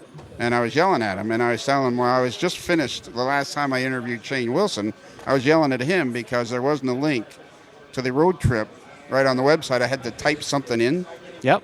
So have you put that link up there yet? Yes. Attaboy. Well done. Well, I'll give credit to marketing for getting that done. Well, did you tell him after I was yelling at you? Yeah, I did. I said, Lionel was chewing me out. Come on, help me out here. Yeah, exactly. I don't want to be typing stuff in and just put that button. It's such a cool. There's so many cool pictures on that thing. Yeah. This road trip is gonna end up being way more than you ever imagined. Oh, it already has. And it's fun, kind of funny because we talk about this Pacific Northwest trip. And I'm really debating. Scale Trains will definitely be like at the RPM meet in St. Louis in August. Right. We'll definitely be at the National Train Show in August. But I'm like, gosh, we're going to be all the way out. My wife and I will be all the way out in Oregon, Washington State. And it's like, do I fly back for Nationals? Do I stay out there? Right. So I'm kind of debating because one of the cool things is there's so many awesome places, right? Yeah. And we've been invited to a lot of clubs. And then you also kind of fill in the gaps, right? You look at it and you go, well, in this stretch from here to here, there's a big city. Well, what's in that big city? So we'll go out and we'll try to find a club in that big city. Right. And as we do that, we're finding some awesome clubs. And it's like, when are we ever going to have this opportunity? One of the clubs we're going to go to is in Medford, Oregon. Right. And Bruce Kelly. There's a guy up there named Kelly. He's the modeler, simply known as Kelly. Kelly. Yeah. Give him a wide berth. I can do that. Okay. But, Medford it's not on the beaten path. No, it's not. And as you're out that way, there's a lot of places like that. So, well, when we were doing that last podcast, you were talking. I actually listed, as a matter of fact. Let me show you something. There'll be a little pause here. But look at all these cool Amarillo Club, the Elton, Iowa. You were listing all these cool clubs. Yeah. That I'm going to put on and museums and put the links on. And you were so excited. And that one in Arizona. What was it called? In Cornfield. I keep saying you're talking about the Wyoming division in Cornville, Arizona. I know. Like did that just blow your hair back when you went in that building? Oh, it's amazing, absolutely amazing. I mean, the cool thing, if you look at the photography, yeah, it's like, holy smokes, am I standing, somewhere in Wyoming, or am I at a model railroad? And yeah, it's phenomenal. So would you say this road trip has opened your eyes up to this? There's just way more stuff. There's way more cool model railroads out there than you even imagined. Oh yeah, that's what I think. Well, that's what I took from the conversation. Was you were kind of like, holy moly. Yeah. Oh, absolutely. And the cool thing too, now that folks, we're starting to get to see some private, home layouts, and there's some invitations out there for some places we're going to go in later this year here in 22, and man, I mean, it's amazing to me. Like, is this hobby not just going to grow like crazy? Like I constantly say in the podcast, which I'm sure you and your wife are listening to all the time when you're on the road. It's a good nap. Yeah. Especially when I'm talking. Yeah. What is it? What's that thing? My grandfather died peacefully in his sleep while I was screaming as he crossed the median. That's right. Yeah. Good nap. I like that. Now I forgot my question. We're talking about how the hobby's growing. Yeah, like it does. Like it just is. Like I'm stupid. I can continually talk about it, but does that not seem to you like what's happening?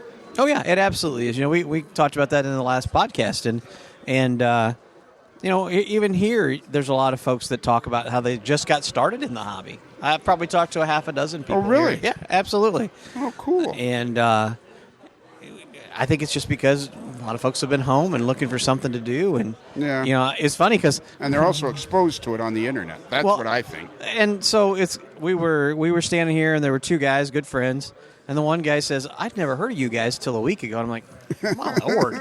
But he's like, he said somebody showed me one of your locomotives, and then like 2 days later, I'm on YouTube, and this video about how model trains are made pops up. And I click on it, and it's you guys, and suddenly now the guy's hooked on our product, right? And it is that exposure, right?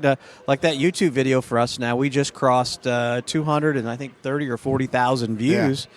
The YouTube algorithm picked it up over the Christmas holiday, and it jumped like 50, almost 40 or 50,000 views just because it picked on our up. little podcast, which I go out of my way not to publicize almost, but within a month, your interview will be listened to 1,000 times. That's crazy. Yeah, and I mean it's just like I've told you, I started as just something to do, not as this was not my goal of having something this popular, which is really cool. I mean, I've met so many people in the hobby now. It is. So are you down here like on your winter vacation, escaping the cold? I have a lovely home about 60 miles northwest of here. Awesome. So I come back and forth. I travel back and forth. How long are you down for this trip? I would really rather not tell you. I don't want you to know where I am. Because I'm going that direction tomorrow. Are you? Yeah, we're going to spend a few days in St. Augustine. My house is when you get to exit 263, I-4 West. Yep. You go down there to exit 111, and boom, you're at the Casa. You're at the Southern Strang residence. Nice. Oh, yeah. So I bought that about 10 years ago. Yeah, one of these days we'll just have to drop in on you. Yeah, we'll have to. Well, I plan on being here when you're here in Florida. Good. We're absolutely going to meet up doing that. All right. Well, you and I need to sit down and look at the dates, and we'll say Lionel Strang live.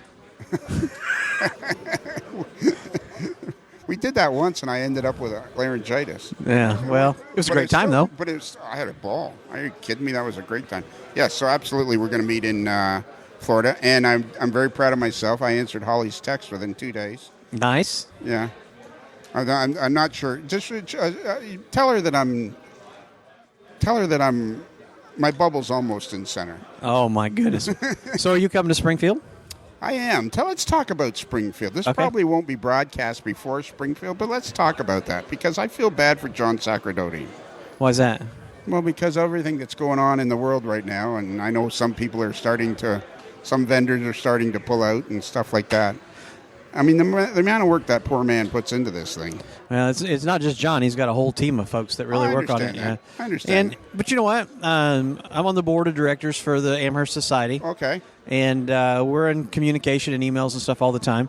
And as shows going on, and there have been some vendors who've decided not to make the trip, but John's been able to find other folks that are going to come a lot of new folks for the first time this year. So, if you make the show, I don't know when this will air, but we're going to do some crazy stuff. Oh, yeah? Yeah, we. So if you know where our booth is, we're in the middle of the Better Living Center, booth 34A. Virtual Railfan's going to be right next door to us, and they'll be broadcasting live from the show with like 3 roving cameras. All right. And in each building, they're going to set up. I think in each building, a live camera, 360, so you can go in. Hang on a minute. Let's stop right now. Let's stop this interview right now.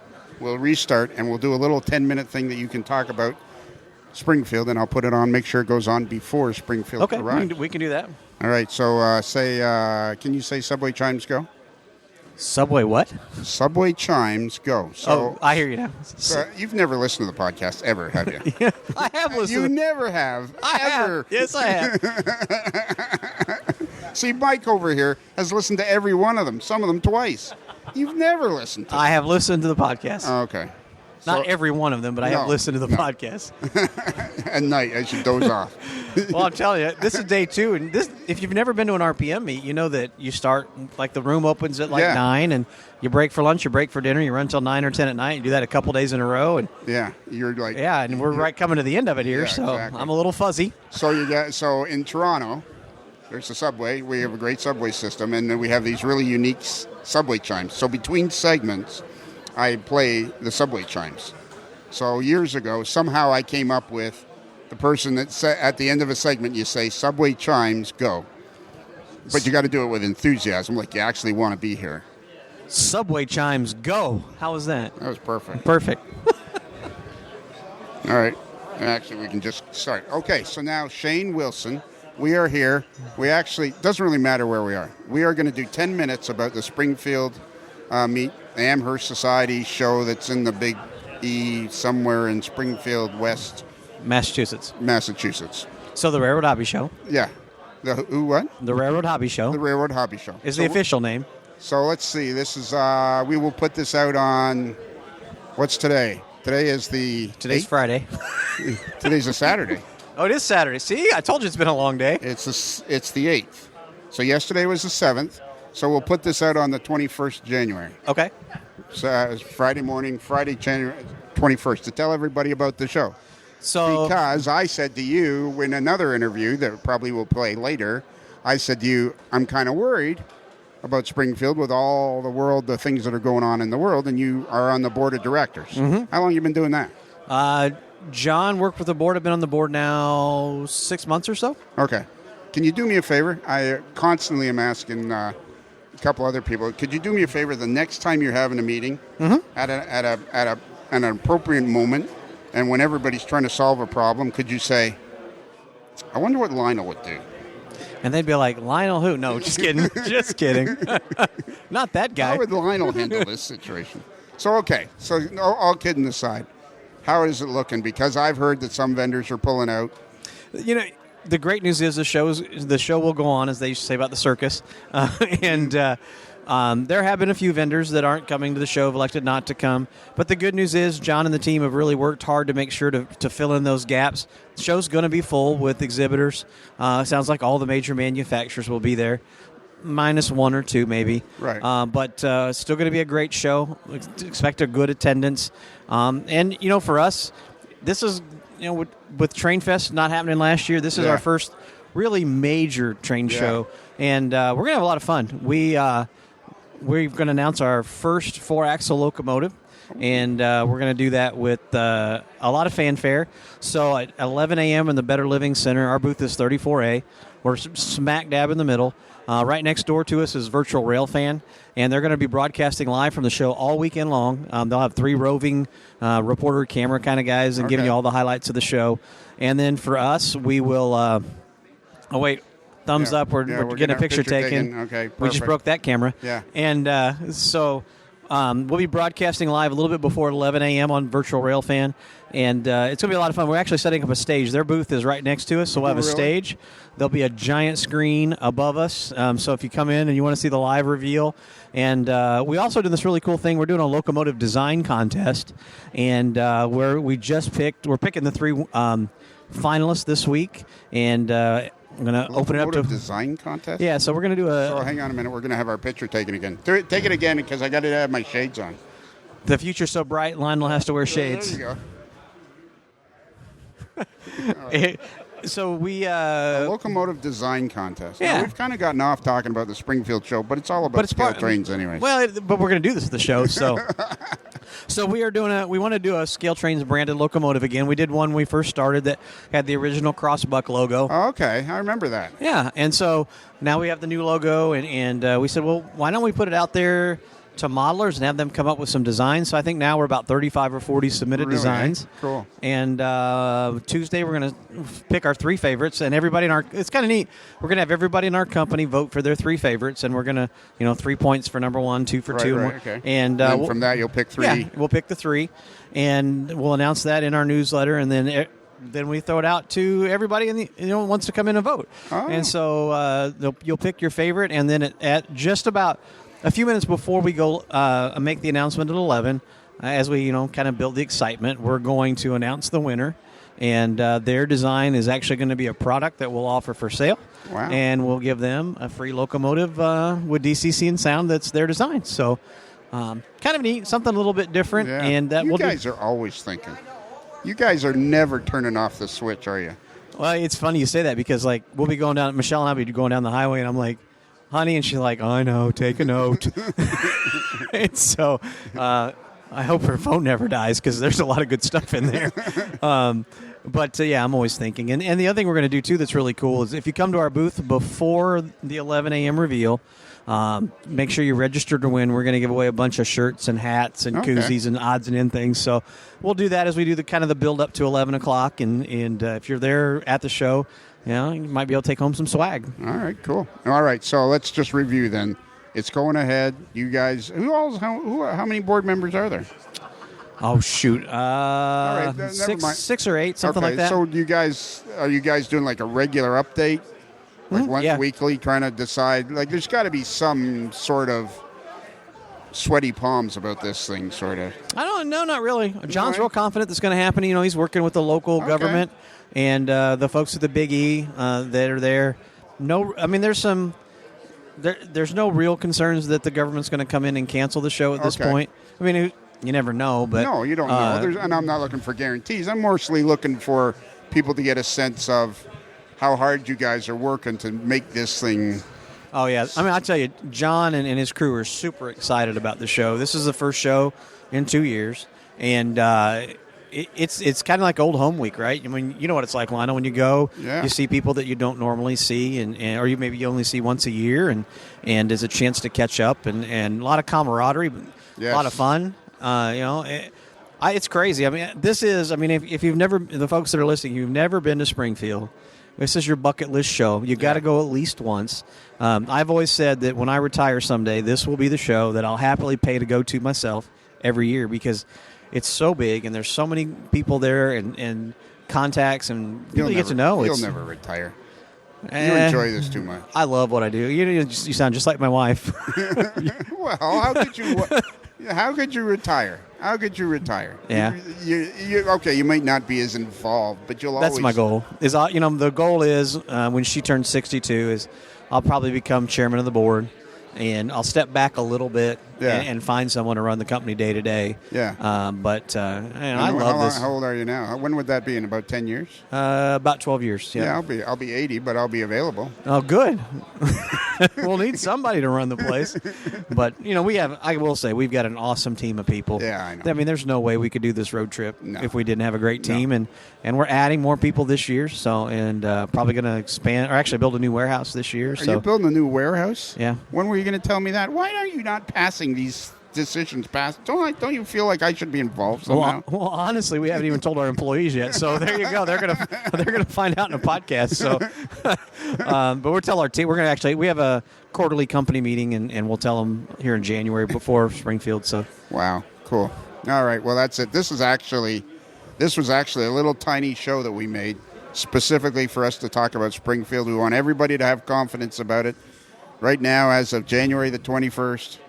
You feel like everything's going ahead. We've recorded this a week and a half or so ahead of time, but as of right this minute, everything's a go. I got an email from John today. Everything's a go. Yeah, you got one from him today. Yeah. Okay. Yep. You should probably forward theirs on to me so I can just. So you can evaluate it. Okay. So at the end of this, you've done this before. Yep. So we're going to give everybody our email, which is modularslife@gmail.com. That's modelers with one L. One L. Like Wilson. That's right. Not two L's like Lionel. There you go. Or Kelly. The guy you're going to meet in Medford, Oregon. There you go. That'll be an experience you won't forget. I'll look forward to that. The Medford Railroad Park. He's the president of the HO Club. He's the vice president of the Live Steamers. He's the governor. He's the chairman of the board. He's the head landscape guy. He's the head safety guy. He's not the president of the HO Club anymore. I'm not worthy. Yeah. He's a member at large now, I think is. But he was the member. He's one of these guys like, no, I don't want to be president anymore. And he'll take a couple of years off and go back to it. And the membership has constantly dwindled ever since he's been there. No, it hasn't. So are you ready? Yep, I'm ready. So remember, a Modeler's Life podcast is considered marginally adequate by 6 out of 10 seafood eaters. Hey, we're in Cocoa Beach. Exactly.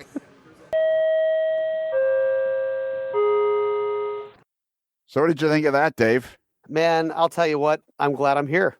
That was a neat series of interviews.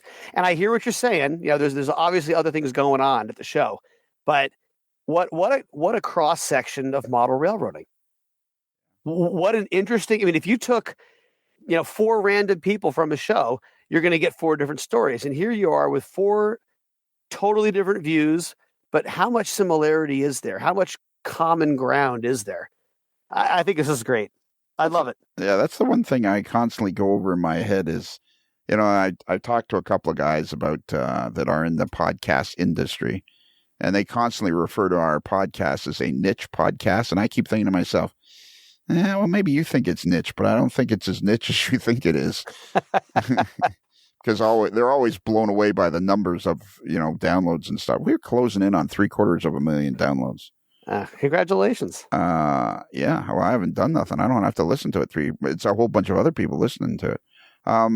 But you're right. Like, from Ross Danto, who I'd never met, who had all that interesting stuff about his interesting story about doing Proto 48. And then Shane Wilson, who all you got to do is give him, like I say, he's never met a microphone he didn't like. And he was interesting. He always plays along. That's what you got to give Shane credit for. He always plays along. Whatever we're doing, he's playing along. Well, I give Shane credit for that. I also give him credit for really pushing the envelope with features on some of these locomotives. Like, it's neat because this is in advance of the Springfield show. But we all know what came at the Springfield show and with that GP30 announcement. And this is everything they've done has really defined that locomotive. They've done, my gosh, on the Onondaga cutoff here, we already have 7 or 8 examples of his locomotives, and we're going to have that many more here easily in the next couple of years, if some of these announcements come to fruition. So it's an exciting time. And Shane, look, he's good work will travel. And that guy, I'll tell you, you predicted it before the show with the truck and like the whole road trip concept. It's great. I think it's great.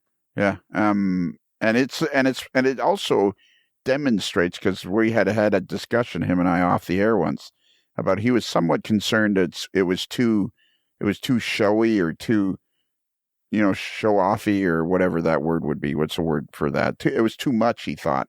Flamboyant, right? Flamboyant, whatever, that he had this truck and this trailer. And I said, no, it's no different than Lowe's sponsoring the Charlotte Motor Speedway or, any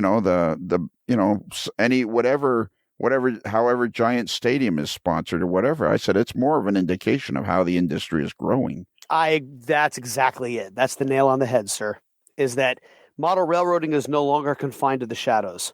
And it's just like you look at Rapido's videos, you look at Scale Trains' road trips. Athearn does these Facebook Lives. All 3 of them at this point are doing Facebook Lives or YouTube Lives. This is a hobby for the masses. It was a niche hobby for a while, and in some ways. But I think where and this is the growth you keep talking about. If the hobby was shrinking, you wouldn't be seeing better and better products. You wouldn't be seeing more and more quality in, railroad model craftsmen. It wouldn't be there. Put the beer down, Dave. Nope. Nope. That wasn't beer. That was a little bit of supper there. Oh, that was. I'd feel better if I was having a beer. Tonight was you took Pete Ziggy out for his birthday dinner. It was my youngest son's birthday supper. Yes, he had a bacon cheeseburger and he loved it. Oh yeah, he loves bacon cheeseburgers. Wow, can he? And how does he get those two little paws around a bacon cheeseburger? Well, it ends up pretty mauled by the time it's done, but he finishes the whole thing. He did it. Did he really? He did it. Holy mackerel! Yeah, no, it's a lot of fun. So no, there'll be a beer right after this, but I think that's the problem. Is I need to gotta pack things down a little bit here. I think I got to send the crew. I think I got to send those three guys a Toronto Maple Leaf T-shirt. Oh, they would love it. I know. So I actually thought of that today when I was eating my own dinner. I should send those guys because I was thinking it's Ziggy's birthday, and I mean now that I've met all three kids, I mean I like them all. You know, but I got a soft spot for Ziggy. It's a background story that we'll explain to folks someday. But I have a soft spot for Ziggy, and I thought, oh, geez, I should get something for Ziggy for his birthday. Then I thought, well, I can't really do that. I better buy something for everybody. So then I thought, I'll just buy him Toronto Maple Leaf T-shirts. That'll work, whether they like it or not. No, there you go. That's how you get them into it, right? Yeah, exactly. Okay, so so there's Scale Trains, Ross Dano, and Dave Ramos, of course, who's a show on his own, and Mike Peterson.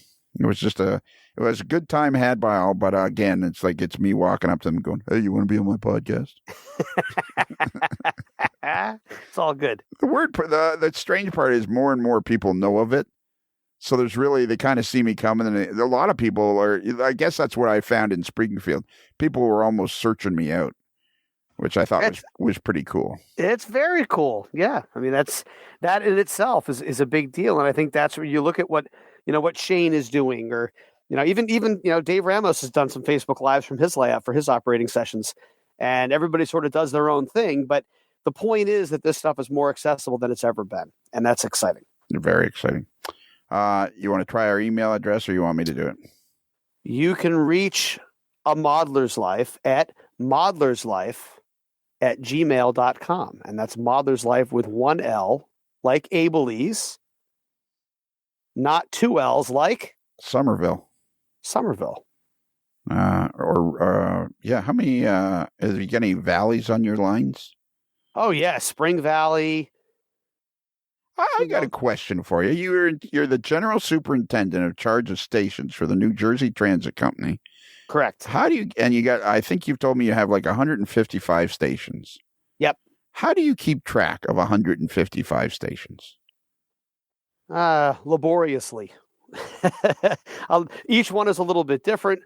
We don't really have enough people to be at all of them all the time, not even close, really. So it's all scheduled out. And we have employees that call in from different locations around the system. We track that. The managers make random field visits on an ongoing basis. And we have an internal audit department that helps us do that as well. We certainly rely on other departments to, call in when there's a problem they notice someplace here, there, or everywhere. And we have a lot of scheduled maintenance that happens on a certain frequency.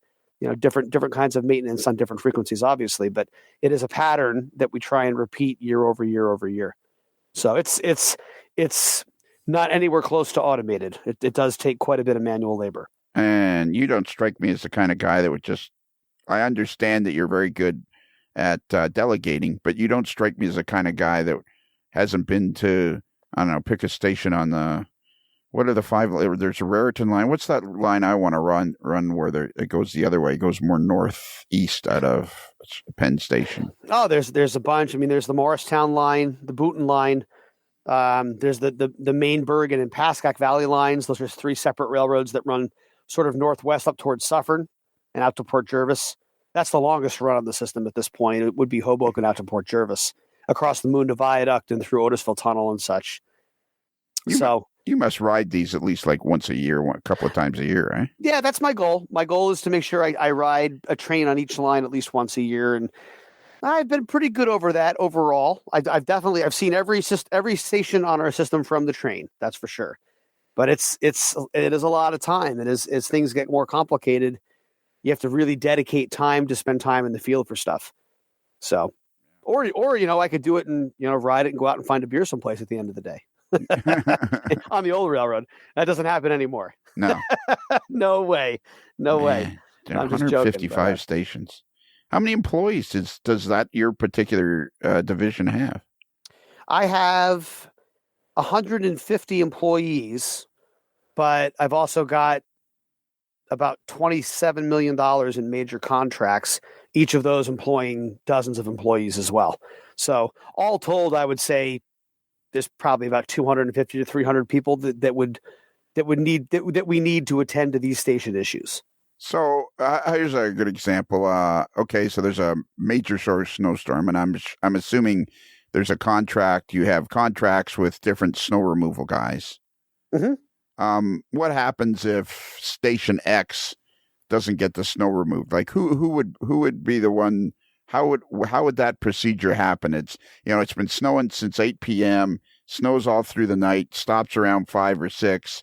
That there's guys out there trying to clear the parking lots, but one parking lot at one station isn't getting cleared. What would happen? Well, when it snows, everything gets covered with snow. So there is a process to this too. And if there's a gaffe or something doesn't come off the way that it should, invariably there'll be a complaint or an employee will call in and say, this platform or this parking lot is not clear. That goes into our response center. Those calls come in and they get funneled wherever they go in the company. Everybody knows that has to go to the station's response center. The response center is the 24/7, 365 call center we have. And they have a list of stations for all the stations and all the different tasks at all the stations.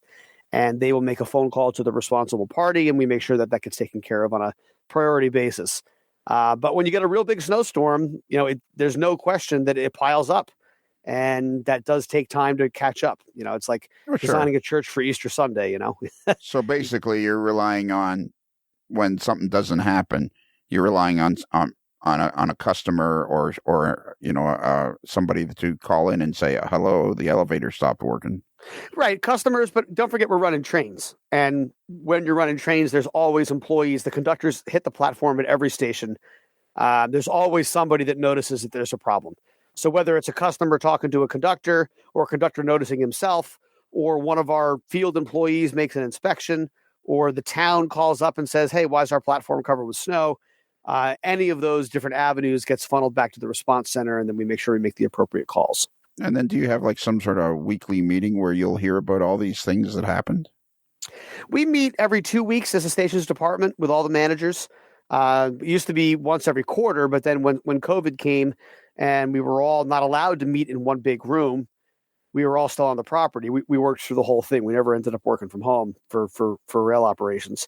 And we did have access to Microsoft Teams, sort of a online meeting platform. And so we actually still meet every 2 weeks and talk about these sorts of issues and stuff that we haven't been able to resolve and work as a team to figure it out. So do you think that'll be a change going forward, that you'll constantly meet every 2 weeks going forward? That's what we've been doing, and people seem to appreciate it. I've given the team the option of putting it back to monthly or even quarterly. And all the senior managers really get a kick out of being able to bounce ideas off in front of the whole group. So at this point, we're going to keep it, hour and a half every 2 weeks. Wow. It's cool. Yeah, I didn't expect that people would want to be part of a meeting that long. I don't love meetings. I would rather be out looking at trains or getting stuff done. But when you're a supervisor, it's important sometimes to open the floor to see what your employees need to do. And my employees really did seem to enjoy the meeting concept. Yeah. And so we focused on that. So there might be some things that, a lot doesn't get plowed. You might never hear of it because you got other managers below you whose responsibility is to make sure that lot gets plowed. Correct. And in fact, that happens regularly. If it gets to my level, it's usually because there's a bigger problem. The contractor has walked off the property, or the town has a new manager in charge that forgot that they have any responsibilities for the railroad. Or quote unquote forgot and just didn't do it because they didn't have the manpower themselves or what have you. So you run into bigger problems, and that's okay. These are all things we work through. It's part of the railroad. So you know what we did here, don't you? Talk too long. No, but this was your fault, though. No, we've just changed the show that was interesting for the people that were talking, the guests. But it was a whole lot of, hey, you want to be on my podcast? Now we've made it into because of the guests that we had and because you were here telling us all about running New Jersey Transit, we've turned it into an interesting podcast. Well, I'm glad that happened. Yeah, because it can't always just be me walking around going, hey, you want to be on my podcast? I guess that's true. Although these were 4 quality shows today, so I like it. Well, yeah, they were quality if I hadn't been on them. That's the problem. This Scale Trains one really threw me for a loop. That's why I called in the big guns to save it, is because I'm listening to it and I'm thinking, what a goofball. Like halfway through this 20-minute interview, or 10-minute, it's a 20-minute interview, and we start talking about Springfield. I go, hey, let's stop this and let's do a special one that and I even say right on the podcast, we'll release this on January the 21st, and Shane's going, okay. And then I completely forget. And so it just, but I'm listening to it and I'm thinking, well, it's kind of interesting. Well, you know what? I'll get Dave on here and I'll explain it to him, and then I'll get him talking about New Jersey Transit, and people will forget about how goofy I sound. Well, there you go. See, it was all part of the plan. It's all part of the plan. You know what? This is something you got to remember going forward. There's no off position on the genius switch. I will keep that in mind. All right. Now, this is a free podcast. This is on the free channel. This is a Monday. And so if you like this podcast and you think you'd like to have twice as much podcasting every week, you can, for just 365 easy payments of 16 cents a day, you can have twice as much podcasting every week. Just 16 cents a day? Yeah. What can you get for 16 cents? Almost nothing. Exactly. Literally. And then finally, Dave, can I ask you a question? Can I get a question where I get an honest answer? Of course, Lionel. Have you ever wanted a T-shirt with a hot dog on it? No. Well, if I did. But if you ever change your mind and decide that you would, if you go to Midwest Model Railroad, and it's our buddy Stephen Atwell, 13,000 square foot store in Independence, Missouri. And if you go to Midwest Model Railroad and click on their URL is midwestmodelrr.com, and you go all the way to the right on the navigation bar and click on AML, boom, you'll be in a wonderland of AML merchandise. Hats, hoodies, T-shirts, mugs, whatever you need. Including a T-shirt with a hot dog on it. You can get either a T-shirt with a hot dog on it or a hoodie with a hot dog on it. They have hoodies. Oh, that's awesome. Yeah. And we got to, and I think next year at Springfield, we got to sell mugs. I think it's a great idea. Yeah, I think we'll have a really cool display of AML and OC mugs. And actually, we should even actually have a mug that has both one on one side, one on the other. I think that would be a lot of fun too, for sure. Maybe that's what we should do, is just have one mug that says Modeler's Life and OC Cut. That would be a cool mug. That sure would. I would buy one of those. I would buy one of those. I think that's it. Are you ready? I'm ready. So remember, a Modeler's Life podcast is considered marginally adequate by 6 out of 10 Cocoa Beach RPM attendees.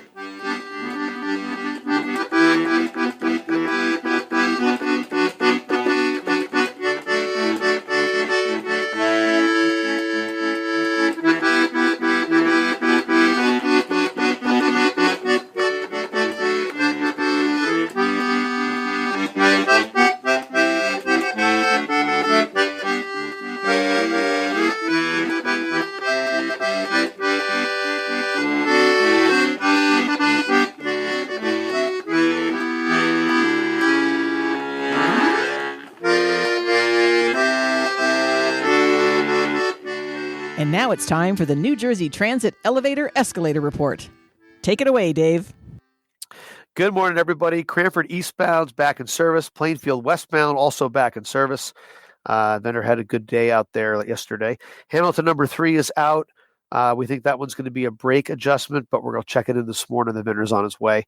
At Westmont, we have the DCA out there today taking a look at the testing on the doors, making sure that the safety edges are back in tolerance after the outage yesterday. Newark Penn Station number 3 is out with a skirt panel reset, and Newark Penn Station number 17 is back in service after a reset this morning. It's another Lincoln Homer.